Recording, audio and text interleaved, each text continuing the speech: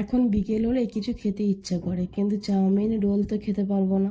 একটু শরীর খারাপের জন্য ডাক্তারখানায় গেলাম। ডাক্তার বলল ডায়েট ফলো করো। ডাক্তার আমাকে বলল ময়দা দুধ জাতীয় খাবার বা বেশি তেল মশলা খাবার খাওয়া যাবে না। তাই বিকেলবেলা কি খাবো তাই ভেবেই পাচ্ছিলাম। ঝাল ঝাল খাবার খেতেও ইচ্ছে করছিল, তাই ভাবলাম একদম ঝরঝরে একটু ঝাল সুজি বানিয়ে খাই। আর কি বলতো, প্রথম থেকে তেল মশলা খেয়ে খেয়ে এমন একটা অভ্যাস হয়ে গেছে যে একটু তেল মশলা কম হলেই যেন খেতেও ইচ্ছে করে না। তাই নিজের মতন করে একদম একটু ঝাল ঝাল বেশি করে দিয়ে ঝাল সুজি বানালাম। আনহেলদি খাবার খাওয়াও ভালো না, কিন্তু সত্যি কথা বলতে বন্ধুরা, প্রথম থেকেই আমার ডায়েট জিনিসটা একদম ভালো লাগে। তাও আমি যতটা পেরেছি কম তেলে খাবারটা করার চেষ্টা করেছি।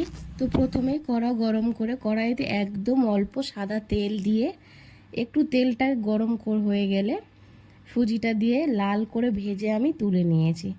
এবার আবারও কড়াইতে একটু সাদা তেল দিয়ে পেঁয়াজ আর টমেটো দিয়ে একটু ভেজে নিয়ে, সর্ষেটা তেলের ওপরে দিতে ভুলে গেছিলাম, তাই ওপর দিয়ে একটু সর্ষে দিয়ে দিলাম সাদা, দিয়ে একটু ভেজে বাদামও দিয়ে দিয়েছি।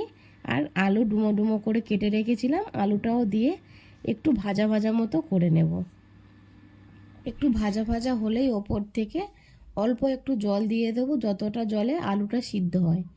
এবার আলুটা সিদ্ধ হয়ে গেলে ভেজে রাখা সুজিটা দিয়ে দেব, দিয়ে ঝরঝরে হওয়া পর্যন্ত একটু রান্না করে নেব। এইরকম ঝাল সুজি তোমরা বাচ্চাদের টিফিনেও বানিয়ে দিতে পারো।